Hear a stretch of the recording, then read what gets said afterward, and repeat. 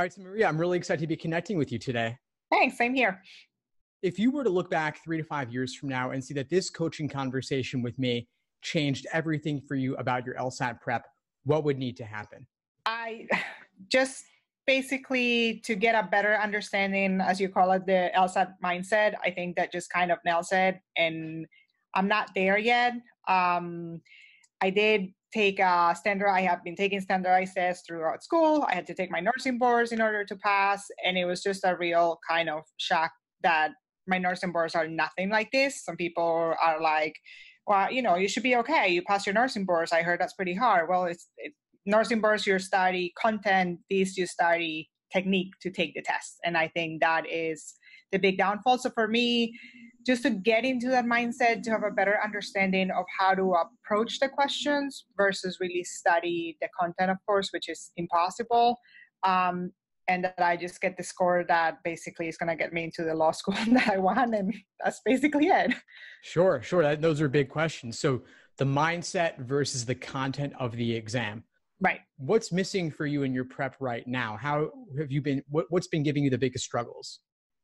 My biggest struggle, it's the logic games. I am kind of embarrassed to say that the first time that I took the LSAT, I pretty much guessed because A, I ran out of time. B, panicked at the point where on my second game, I couldn't, like the diagrams that I had set up were just not working, were not leading me anywhere. So at that point I panicked, and I honestly, for most of them, I think I just guessed.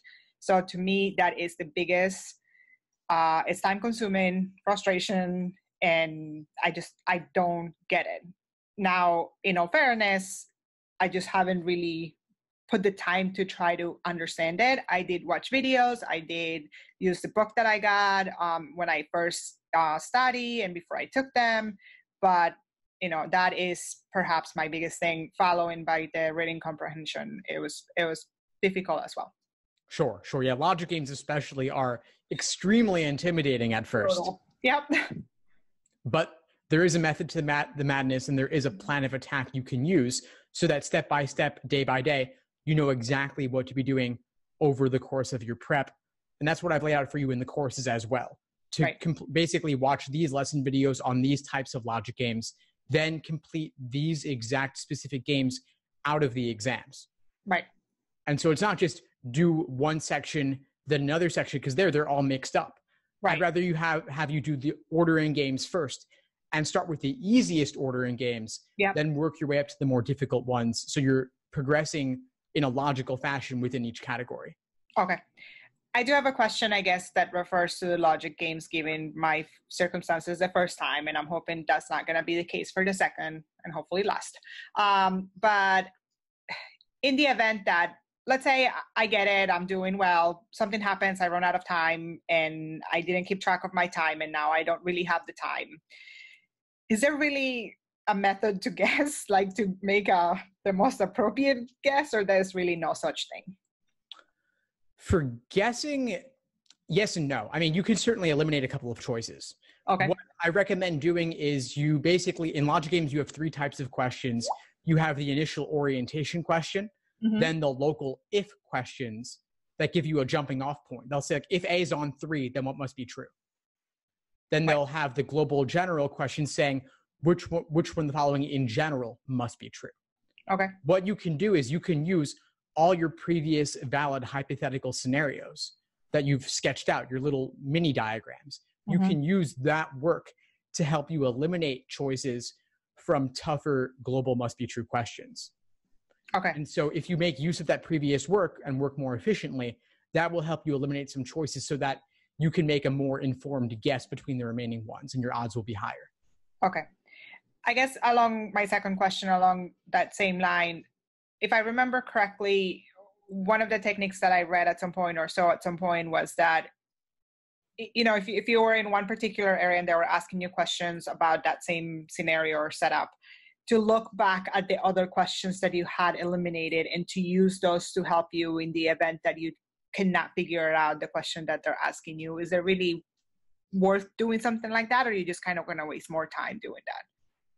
I think what you're describing is pretty much what I was just talking about, which is using using that previous work. I see. That previous work is totally valid and definitely worth using.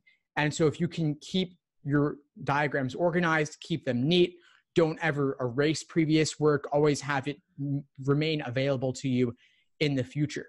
Because you're building up a bank or a library of valid scenarios, things that you know work.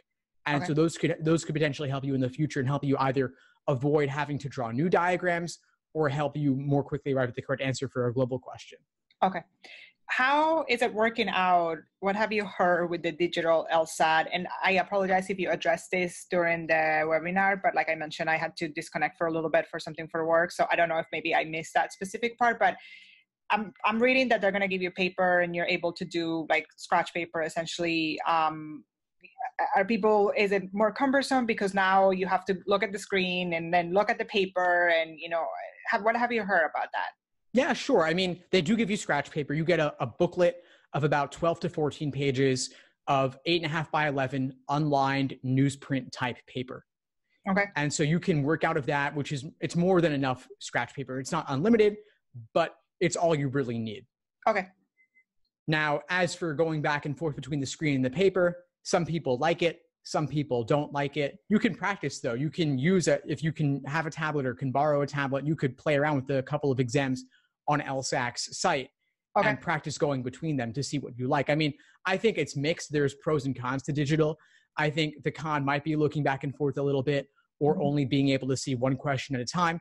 But on the plus side, there's a cool flagging questions feature. So you can mark off questions you'd want to come back to later and see at a glance everything you flagged to return to. And also bubbling is much faster. Instead of spending time filling in your oval with a number 2 pencil, with one tap of the stylus, you've selected your answer. Got it. Okay.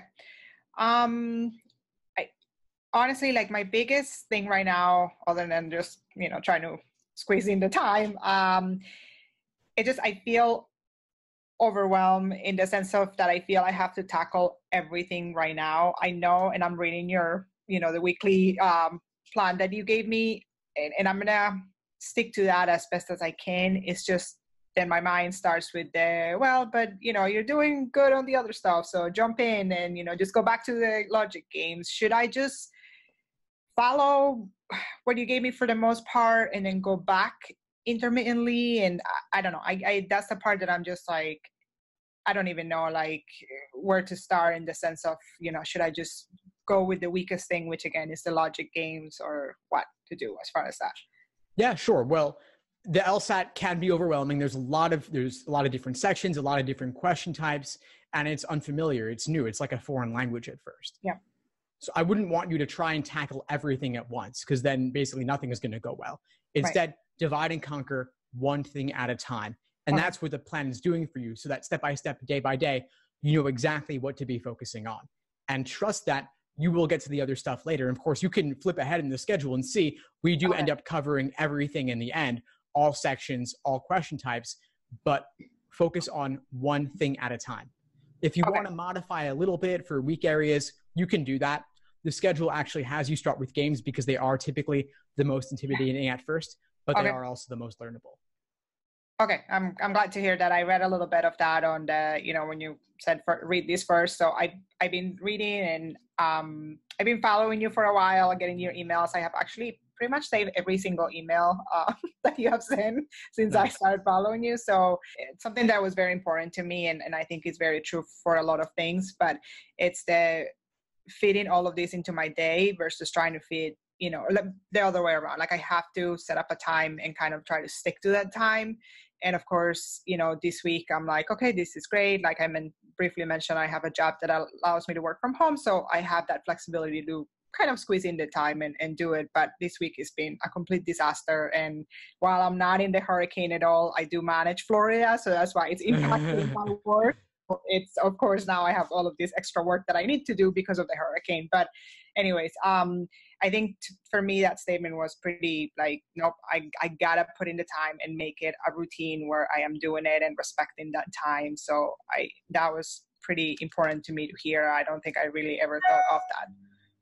Excellent. Well, I'm glad you've got the routine to stick to. Again, the schedule is the guideline for you. That's your Yeah. roadmap. That's your success plan. Follow that and stick with it, and you'll be fine in the end. All right. Sounds like a plan. Great, Maria. Well, I'm really glad that we connected today. What would you say is the biggest insight you got from our conversation?